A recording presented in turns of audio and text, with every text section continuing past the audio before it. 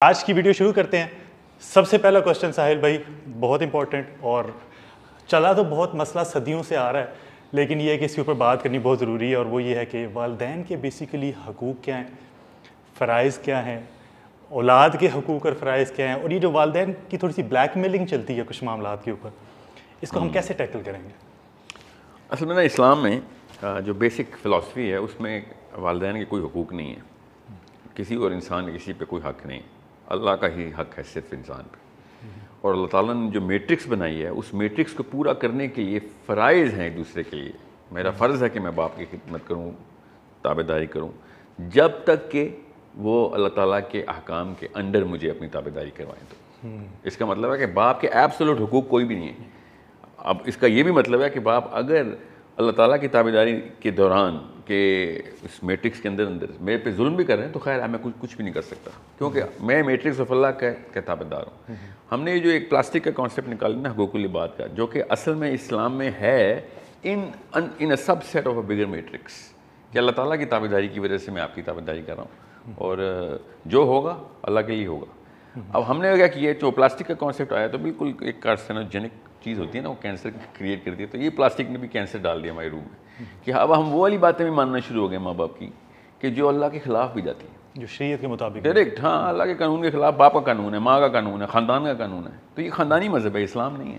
There is no right of any human being on anybody else unless he is and until he is inside the zone کہ اللہ تعالیٰ کے قوانین کو ری enforce کروا رہا ہے. اللہ تعالیٰ کے قوانین کو جو ری انفورس نہیں کروا رہا تو بے شک اس نے بایولوجی میں باپ نے بچہ پیدا کر دیا ہو. یہ اسلام میں کسی کی عمر کی قدر نہیں ہے, یہ بزرگوں کا احترام اسلام کا کانسیپٹ نہیں ہے. جب ورنہ تو اب چھوٹے بچوں نے ابو جہل کو مارا تھا, ابو جہل نے یہ تو نہیں کہا یار عمر کا خیال کر لے میرا, دیکھیں انہوں نے کیوں نہیں خیال کیا اس کی عمر کا, صرف اللہ کا خیال ہے, اللہ کے قانون کا خیال ہے. وہ چھوٹا آپ کو تبلیغ کرے گا, چھوٹا آپ کو ٹوکے گا کون سدیدہ سے, آپ بے شک 70 سال کے ہیں اور 8 سال کے بچے نے کہا کہ انکل یہ بات غلط ہے, تو آپ اس بچے کا بھی ایسے احترام کریں گے جیسے ایک بڑے کا احترام ہوتا ہے. آپ صرف قوانین کے اس ایسنس کے اوپر اپنے آپ کو پلیس کریں گے.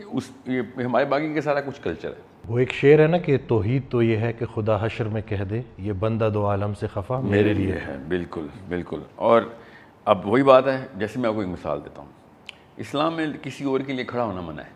صحابی نبی علیہ السلام کے لیے نہیں کھڑے ہوتے تھے جب وہ تشریف ہوتے تھے.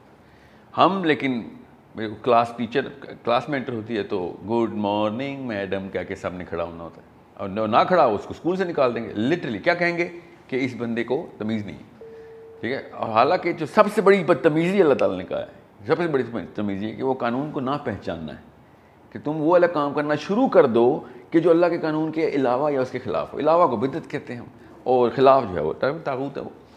سو اٹس اے بگر پرابلم کہ ایک بندہ اپنے آپ کو محمد علی بھی کہ نام ہے میرا محمد علی, اور میں نے بچے پیدا کیے ہیں, ایک کا نام جو نا مسلمانوں والے نام رکھ دیے, ان کو بتایا کہ کلمہ پڑھو ہم مسلمان ہیں, مگر کام کوئی نہیں ایسا کرنا کہ جو اللہ کے قانون کے مطابق ہو. اس کو پھر کنفیوزڈ کانولیٹڈ قسم کی فلاسفی نکلتی ہے. اس میں بندہ اپنے آپ کو نمازوں کے دوران روتا بھی ہے اور بڑے سنسیئر طریقے سے روتا اللہ کے آگے, مگر کام الٹ کر آتا ہے. تو دو فرشتے آپس میں ایک دوسرے کو دیکھ کے حاصل ہوتے ہیں کہ یہ بندے کو مطلب کام سارے شیطانی تیرے اور آنسو تیرے سارے رحمانی, کہاں سے اثر آئے گا پھر. اس لیے کہتا ہوں نا کہ اپنے آپ کو سمجھنے کے لیے دعا کریں, تب پتہ چلے گا کہ باقی کی دعائیں کیوں نہیں قبول ہو رہی ہیں آپ کی. ایک واقعہ ہوا ریسنٹلی نا, میں نے کہا یہ بھی پوچھ ہی لیتا ہوں کہ ہمارے ایک جاننے والے تھے, انہوں نے نا نکاح کیا ہوا تھا دوسرا, تو ان کے والد کو جب پتہ چلا تو انہوں نے جبراً طلاق کروائی اور کہا کہ میں تم سے خوش نہیں ہوں گا اگر تم نے یہ رشتہ قائم رکھا.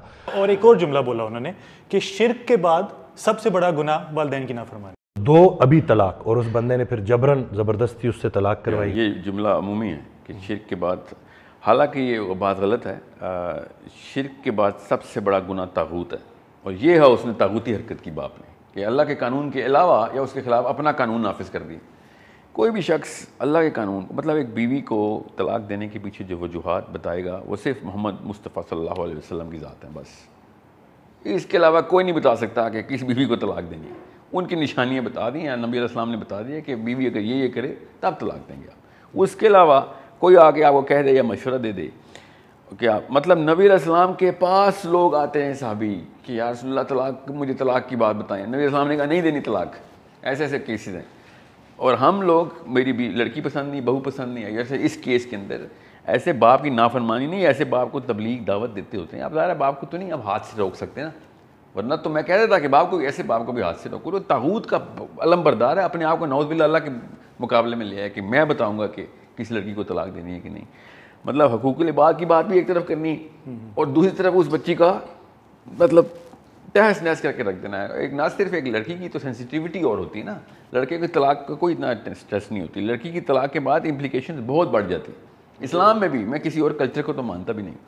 سو وہ تو کہیں پہ بروئے مطلب کسی کو ٹینشن ہی نہیں ہوتی کہ طلاق کے بعد لڑکی سے کرنا کیا. اگر اسلام کے اصول پتہ چل جائے نا تو پاکستانی مرد شادی کرنا ہی بند کر دیں کہ طلاق کے بعد بھی کس طریقے سے اس لڑکی کے نان نفی کا انتظام رکھنا ہے, اپنے بچوں کا انتظام رکھنا ہے. اتنی بڑی ریپرکشنز ہیں کہ شادی اتنا بڑا انسٹیٹیوٹ ہے کہ عام بندہ جو کہ تھوڑا سا بھی شعور رکھتا وہ اسلام میں اور بیوی کے پری ڈیورس یا پوسٹ ڈیورس رائٹس کی ایک دفعہ لسٹ پڑھ لے تو وہ تو کانوں کو ہاتھ لگائے کہ نہیں بھائی اس سے تو بہتر ہے کہ میں جا کے انڈیا سے لڑائی کر لوں, اس میں کم نقصان ہونا ہے, پیسے بھی کم لگنے ہیں اس میں اور اس میں بچے بھی کم مر رہے ہیں, اس میں تو بچے بھی تباہ کرتے ہیں. تو ایسے باپ کو میں کیا کہوں, ایسے باپ کی تابع داری نہیں, ایسے باپ کی نافرمانی کرنا ثواب ہے کیونکہ آپ اس وقت اللہ کی فرمانبرداری کر رہے ہوتے ہیں. تو یہ لوگ ماں باپ نے اپنی طرف سے ایک نخرہ اور چسکا رکھا ہوتا ہے کہ مجھے اللہ نے ماں یا باپ بنا دیا تو میرے اوپر کوئی نئے قوانین کو بنانے کا بھی اطلاق ہوتا تو وہ تو انبیاء پہ ہوتا ہے, یہ تو نبیوں کی بات ہے. وہ بڑھاپے کے سہارے کے مطلب ابھی انویسٹمنٹ کیے جو بڑھاپے کا سہارا, تو اگر انہیں بزنس میں ہے نا, بزنس میں ماں باپ تھوڑی ہیں تو اگر ان کو اللہ سے کنیکٹ کر دے بچوں کو, اور بچوں کو اللہ کے تھرو پتہ چلے کہ والدین کیا ہیں, تو وہ کبھی بھی آپ کو نہیں چھوڑیں گے, زندگی بھر نہیں چھوڑیں گے. ایکچولی میں اسی وجہ سے صرف اللہ کا قانون ہے جو بڑی عمر کے ماں باپ کی خدمت کرواتا ہے بچوں سے. اس کے علاوہ سائنس میں lethargy, fatigue, so many other problems come in to play. جب بندہ پھر بہانے ڈھونڈ لیتا ہے کہ کیا کروں, آپ ہی کے لیے پیسے کمانے جا رہا ہوں اور پھر غائب.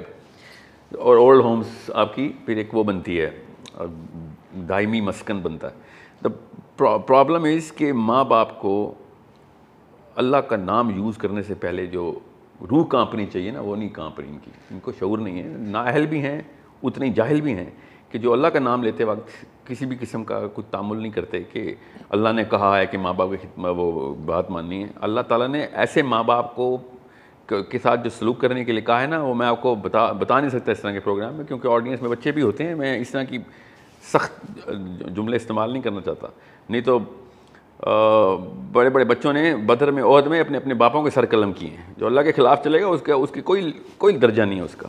دھیان میں رکھیے گا, قانون صرف اللہ بنائیں گے اور کوئی قانون بنانے کا مجاز نہیں ہے. اور اگر کوئی بنائے گا تو وہ نبی تھے, اور اب کسی نے نبوت کا دعویٰ کرنا ہے تو آج پھر وہ بنائے پھر قانون. ہمارے دین میں تو کوئی نیا نبی نہیں آنا. اب اللہ کے قانون کے پیچھے ہی حضرت ابو بکر جو ہیں وہ, میں انہی کا مثال دینے لگا تھا ابھی. پھر میں نے کہا کہ ابھی بہت سخت ہو جائے گی بات کہ ایسے لوگ پھر اپنے ماں باپ کے ساتھ کوئی زبردستی دست رازی نہ کر بیٹھیں. اس کی اجازت نہیں ہے آپ کو کہ آپ اپنے ماں باپ پہ ہاتھ اٹھائیں, جتنا مرضی جو مرضی ہو جائے, جب تک کہ وہ اللہ کا دشمنی کا اعلان نہ کر دے. تو یہ تو جہالت کا اعلان کر رہے ہیں, تو اس پہ ہاتھ نہیں, ماں باپ پہ ہاتھ نہیں اٹھائیں گے آپ کبھی. مگر نعوذ باللہ ایسے ماں باپ کی تابعداری کریں کہ جو کسی بچی کو اس لیے طلاق دے رہے ہیں کہ ان کی مرضی سے شادی نہیں ہوئی, تو مرضی کا کہیں پہ طلاق نہیں. شادی میں 4 گواہوں کی ضرورت ہے مسلمانوں کی کہ ہم نے دیکھ لی یہ شادی ہو گئی. لڑکی کے ولی کی اجازت کی ضرورت ہے. یہ لڑکے کے باپ کبھی نہیں بتا سکتے ماں کے جا کے طلاق دے کسی کو. یہ ایسا کوئی یہ اسلام نہیں ہے. ہندوؤں میں شاید ہوتا ہو, ایکچولی میں صحیح بتاؤں میں نے پڑھا اس میں بھی ایسا نہیں ہے, وہ بھی ان کا کلچرل ایشو تھا, ان کے مذہب میں بھی ایسا نہیں ہے. یہ 2 نمبری جو ہے نا, ہم نے خود ایجاد کی ہے. چلیں اگلا سوال یہ ہے کہ جو معاشرے میں آج کل عدم برداشت والی کیفیت ہے, مطلب آپ چاہے صرف معاشرے میں صرف مراد آپ کے گھر سے ہی سٹارٹ ہو جاتا ہے. جیسے ابھی ہم نے یہ مثال دی ہے شادی والے, یہ بھی تو بیسیکلی عدم برداشت والا ہی سلسلہ تھا نا, کہ یہ بیٹے نے پوچھے بغیر کیسے کر لیا, یا یہ مطلب ہم ایک سسٹم کے تحت چل رہے ہیں, ہماری پہلی جو بہو ہے وہ فیملی سے ہے, تو یہ باہر والی باہر سے کیسے آ گئی.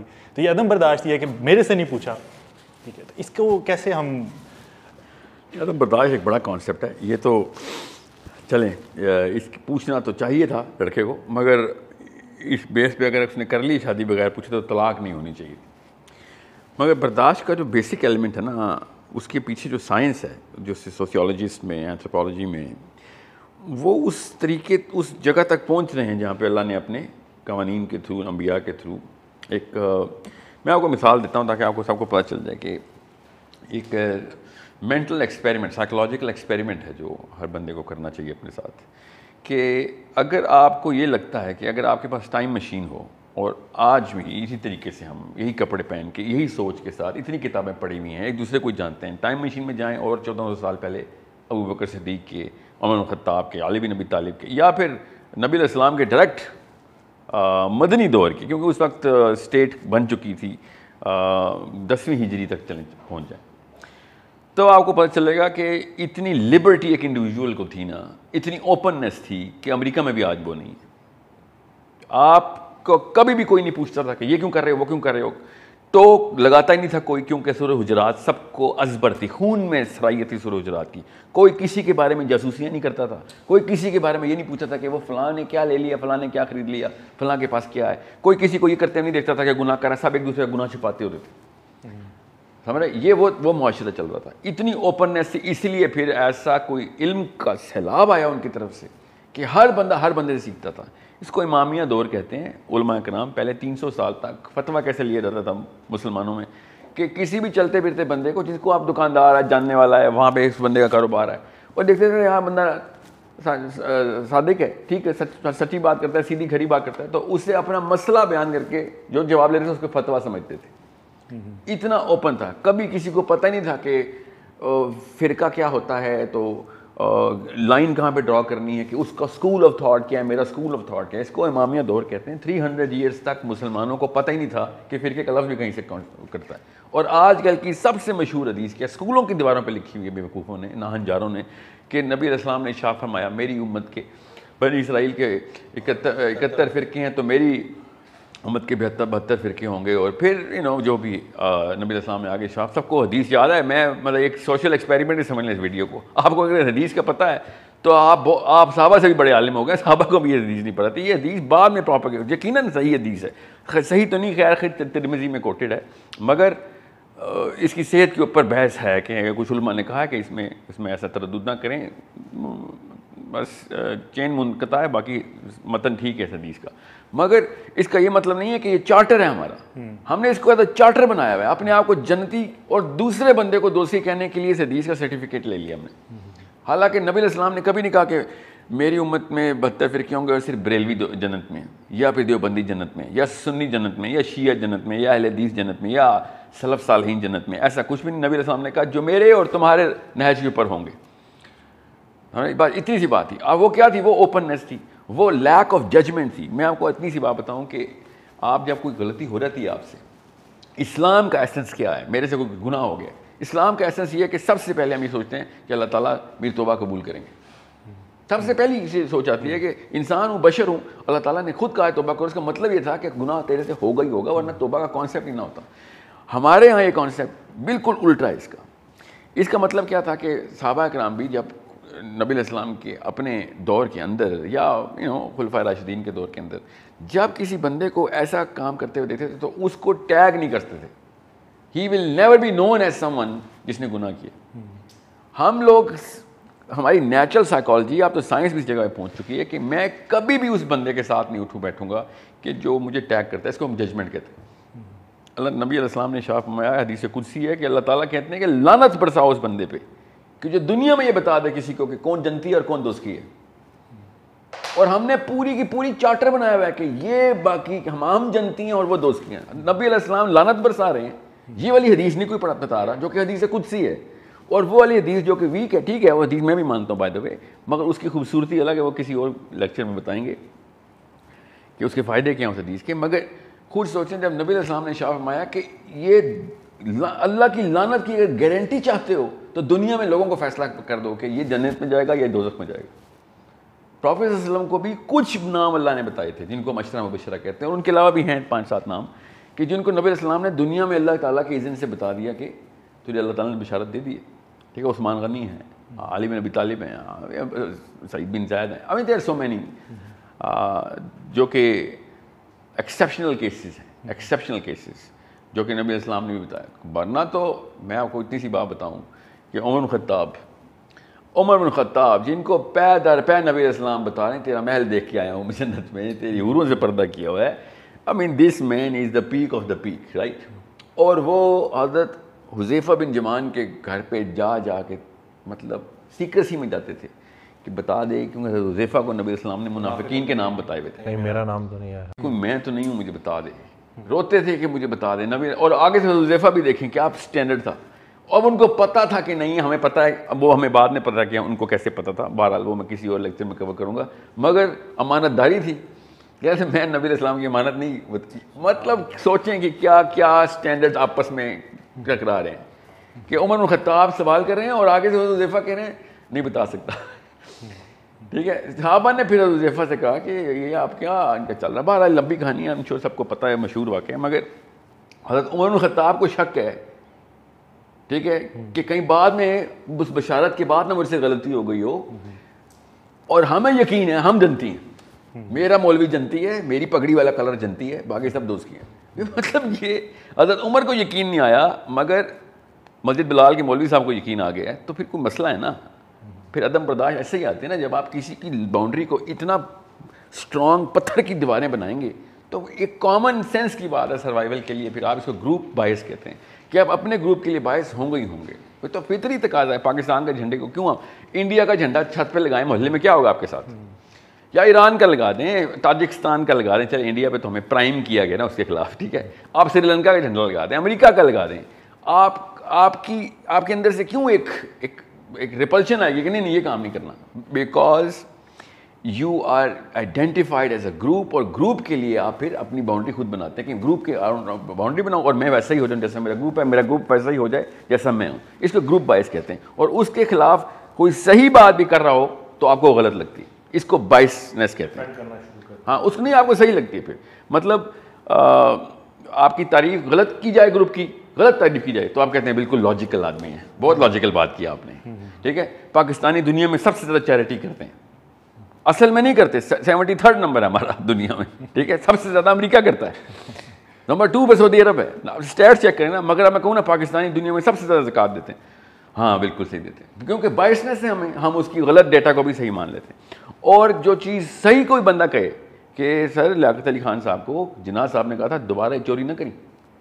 کیا چوری کی تھی انہوں نے, کہ انہوں نے ایک دفعہ محمد علی جناح صاحب سے کہا کہ میرے پاس نہرو کے کچھ خط ہیں, میں پبلش کروں گا تو یہ سڑک کراس نہیں کر سکے گا. ایسی چھچوری رکھتے کرتا ہے نہرو, جو کہ کرتا بھی تھا. تو جناح صاحب نے کہا دوبارہ تو نے یہ بات مجھے کی نا کہ تو نے کسی کی پرائیویسی انویڈ کی ہے تو میرے 20 کلومیٹر ریڈیس میں نہ آئی, میں تجھے سب سے پہلے میں تجھے ماروں کہ تجھے یہ کریکٹر ہے تیرا. اب میں یہ واقعہ سناؤں, سوچیں ذرا, اندر سے خون کے نا کلاٹنگ شروع ہو جائے گی. لیاقت علی خان کے خلاف بات, اور میں جناح صاحب کی تعریف کر رہا ہوں ادھر, لیاقت علی خان صاحب کی برائی نہیں کر رہا. انسان ہے, کوئی نبی تھوڑی ہے, بندہ بشر ہے, غلطی ہوگی. مگر اندر سے کیسے ایک ہوتا ہے کوئی, یہ تو کوئی انڈین ٹائپ بندہ لگتا ہے. ٹھیک ہے, یہ سے گروپ بائس کہتے ہیں. میں نے آپ کو ایک ایکسپیریمنٹ کر کے بھی بتایا تاکہ آپ کو پتہ چلے اندر سے جو ایک شورش ہوتی ہے نا وہ بائسنس کہلاتی ہے. آپ بالکل اس طریقے سے, میں نے جس دن اعلیٰ حضرت بولا احمد رضا بریلوی صاحب کو, دیوبندیوں نے فون کرنا شروع کر دیا کہ اچھا آپ پتہ چلا تمہارا اصلی رنگ باہر آیا, کہ وہ کیا سبز. پھر جس دن امام جعفر صادق کو امام جعفر صادق بول دیا, نبی علیہ السلام کا بچہ ان کو امام جعفر صادق بول دیا, جس کو ابو حنیفہ رضی اللہ عنہ رحمۃ اللہ نے کہا کہ میرے وہ 3 سال جو جعفر صادق کے اندر گزرے وہ میری پوری کی پوری زندگی کا علم ایک طرف اور جعفر صادق سے 3 سال سیکھے ایک طرف. ٹھیک ہے, حنفی ہونے کے باوجود کسی بھی حنفی کے گھر میں امام جعفر صادق کی کتاب نہیں پڑھی ہوئی. کیوں نہیں پڑھی ہوئی؟ ہمارے گھروں میں کیوں نہیں پڑھی؟ ہم حنفی ہیں آپ لوگ, اور ان کے استاد کو جن کو انہوں نے کہا کہ میری ساری کی ساری جو ہے نا عمر جو علم میں گزری وہ اس کی مرہون منت ہے, اس کی کتاب ہم نہیں پڑھیں گے بیکاز لوکل مولوی نے کہا تھا نہیں وہ شیعہ ہے. اس کو گروپ بائس کہتے ہیں اور کچھ بھی نہیں. ابو حنیفہ یہ سن لیں تو ابو حنیفہ خود آنکھوں سے روئیں گے کہ یار یہ فالوور ہے, تم حنفی کہتے ہو, لعنت اللہ آپ لوگوں کے اوپر کہ اپنے آپ کو حنفی بھی کہتے ہو اور میرے استاد کو گالیاں دیتے ہو. ٹھیک ہے, سو اٹس اے بائسنس جو کہ پھر ایبسولوٹ سائیکالوجی کریٹ کرتی ہے. گروپ بائس کا نیکسٹ اسٹیپ ہوتا ہے ایبسولوٹ سائیکالوجی کے. ایبسولوٹ سائیکالوجی کا مطلب ہوتا ہے 100 سے ملٹیپلائی کریں یا 0 سے ملٹیپلائی کریں کسی بھی چیز کو. آپ مجھے پسند ہیں یا میرے گروپ کے ہیں تو اس کو میں 100 سے ملٹیپلائی کر دوں گا. آپ 100% کلیئر ہیں, آپ مومن ہیں. اور اگر آپ میرے گروپ کے نہیں ہیں تو آپ کے اندر جو کچھ بھی اس کو 0 سے ملٹیپلائی کر دوں گا کہ آپ 100% جنمی ہیں. صرف ابو لہب اور اس کے آس پاس آپ کا نام اور اس کے اوپر یا نیچے آپ کے ابا جی کا نام. دیٹس ابو لہب ابو جہل, آپ کہیں پہ مکس ہو رہے ہیں کوئی ایک جیسی party. This is what the absolute psychology does. اور ایبسولوٹ سائیکالوجی تبھی ہوتی ہے جب آپ گروپس ود ان گروپس بنا لیتے ہیں. تو پھر وہی پھر پاکستان کیسے ٹوٹا تھا؟ ایبسولوٹ سائیکالوجی تھی, Bengali versus east versus west ہو گیا تھا. آپ جان کی بازیاں لگائی ہیں بنگالیوں نے مسلم پاکستانیوں کو مارنے کے لیے. پڑھیں تو صحیح نا ہسٹری, کیوں گروپ سائیکالوجی, آپ گروپس بن گئے تھے آپس میں, اور گروپ کسی بھی آئیڈینٹی کو ٹریگر کر کے نکال لیتے ہوتے ہیں. کیسے ابھی دیکھنا, ابھی طالبان کی حکومت ہے, بیچ میں سے ایک فیکشن کا گروپ سائیکالوجی کے تھرو ٹیکا لگا کے ٹریگر کیا جائے گا. اور وہ آپ کے سمجھ رہے عوام بیوقوف ہوتی ہے؟ نہیں, عوام بیوقوف نہیں ہوتی, ان کو پتہ ہوتا ہے کیا کریں, مگر ان کی بائسز کو ٹریگر کر کے ان کو ریشنلائز کر دیا جاتا ہے. بالکل اسی طریقے سے وہ مہاجر قومی موومنٹ بنی تھی, پھر وہ پشتون موومنٹ چل رہی ہے, کیا نام ہے اس کا, مجھے تو نام بھول جاتا ہے, اس فرحان کے خاقان جو بھی ان کا پشتون لیڈر ہے اس وقت, وہ گروپ سائیکالوجی ٹریگر کر دی, وہ آپس میں فیکشن کریٹ ہو گئی. ٹھیک ہے, تو یہ تو خیر پولیٹیکل لیول کے اوپر کر رہے ہیں یا سوسیولوجی کے اندر ٹریگر ہوتی ہے. ایک پیور بایولوجی کے اندر بھی باعث ٹریگر کرتے ہیں. وہ اتنی صلاحیت کرتی ہے کہ جیسے پھر ریلیجن یا ایسے سینٹیمنٹس جو کہ ڈیپر ہوں, وے ڈیپر, وہ پھر آپ کا سیروٹونن ٹریگر کر دیتے ہیں. وہ ہے آپ کی بریلوی موومنٹ یا دیوبندی موومنٹ, شیعہ موومنٹ, اہل حدیث موومنٹ. کچھ چکر ہی نہیں ہے. میں اگر یہ کالے کپڑے پہنے ہوئے ہم نے, میں اگر وائٹ کلر کی وہ شیعہ ٹربن پہن لوں, آپ نے ایک لفظ نہیں سننا میرے بارے میں میری طرف سے. ایون کہ اگر آپ محرم میں صرف بلیک پہن لیں تو وہ فوراً جی بالکل. تو یہ کیوں؟ کیونکہ بس جو کچھ بھی ہے غلط ہے. پوچھ لینا کیوں غلط ہے, ٹھیک ہے, یہ نہیں پتا کیوں غلط ہے مگر غلط ہے, وہی بس سننا نہیں ہے, بس اس بارے میں بات نہیں کروں گا, بس غلط ہے. ورنہ اپنے بچوں کو سائنس کی وہ لیکچر دیتے ہیں, لاجک سمجھاؤں تمہیں لاجک, تو یہاں پہ بھی لاجک سمجھا دینا. پھر یہاں پہ کیوں لاجک آپ کا زیرو ہو جاتا ہے؟ نہیں بس غلط ہے, اس بارے میں بحث نہیں کروں گا. ٹھیک ہے, سو مطلب یہاں پہ علماء کرام قادیانیوں سے ڈائلاگ کر رہے ہیں بیٹھ کے. ٹھیک ہے, سینسیبل علماء کرام کیوں ڈائلاگ کے بغیر کیسے واپس لے کے آئے ان کو؟ اور یہ نہیں سنی غلط ہیں, بس شیعہ غلط ہیں, شیعہ بالکل کافر ہیں. اچھا ٹھیک ہے کافر ہیں, اچھا بتاؤ کیوں کافر ہیں, ہمیں بھی تو بتاؤ کیوں کافر. نہیں بس آپ کی بات ہی نہیں سنی جائے گی. سو یہ کیوں ہو رہا ہے؟ بیکاز پھر وہ ایبسولوٹ سائیکالوجی میں چلی گئی. اس کی ہر چیز زیرو سے ملٹیپلائی کرنی ہی کرنی ہے. جو کچھ مرضی ہو جائے, جتنا مرضی لاجیکل آدمی ہو, آپ کو میں کچھ بھی نہیں ماننا, میں نے سننا ہی نہیں ہے. Because you lost me at hello, because I just looked at you, جج یو, کہانی ختم. یہ ججمنٹ جو ہے نا, یہ صحابہ کے پاس نہیں تھی. صحابہ اس ججمنٹ کے خلاف اسلام لے کے آگے چل رہے تھے کہ لوگوں کو دنیا میں نہ بتا دیں کہ جنتی ہے تو اس کی ہے, جو کچھ مرضی ہو جائے. اوپر اسلام کی نہج کیا تھا, نبی علیہ السلام نے حدیث سنائی. میں آپ کو اس تقدیر اور قضا قدر میں بحث میں نہیں جاتا ہوتا کیونکہ نبی علیہ السلام نے منع کیا ہے, مگر حدیث بڑی کلیئر ہے کہ کچھ ایسے لوگ ہیں جن کو آخری سیکنڈ میں ہدایت آنی ہے, اللہ نے بچا لینا, اور ہم سمجھ رہے ہیں کہ یہ پکا دوزخی ہے.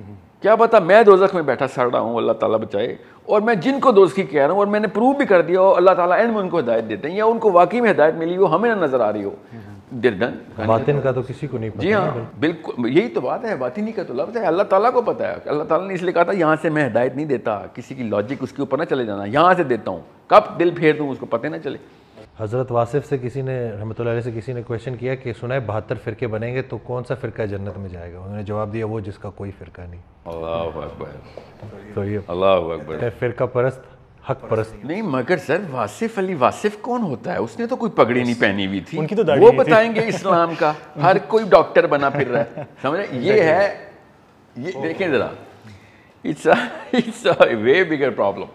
ہماری ادھر یو کے میں قادیانیوں کے ساتھ سٹنگ تھی, تو وہ ان کا ایک کلیم تھا کہ آپ کہتے ہیں کہ ختم نبوت کا آپ کا عقیدہ ہے, تو ہاؤ کم آپ کا یہ بھی عقیدہ ہے کہ حضرت عیسیٰ علیہ السلام آئیں گے؟ ان کا یہ عقیدہ تو نہیں ہے. یہی گروپ بائسنس تھی کہ وہ اتنے ایڈمنٹ ہو گئے اس پورے ڈیبیٹ کے اندر کہ دے ور ناٹ لسننگ ٹو اس, کہ ہم ان کو کہہ رہے تھے کہ وہ امتی آئیں گے, حضرت محمد صلی اللہ علیہ وسلم. اچھا ہمیں مسلمانوں کو کہہ رہے ہیں وہ کہ اچھا عیسیٰ کیوں آتا ہے. سو باعث انہوں نے کہا نہیں, اگر آپ کا ختم نبوت پہ اگر عقیدہ ہے تو ہاؤ کم کہ عیسیٰ علیہ السلام کی سیکنڈ کمنگ پہ بھی آپ کا عقیدہ ہے, اور ہم ان کو بتا رہے ہیں کہ ایز این امتی آئیں گے, but they were not listening.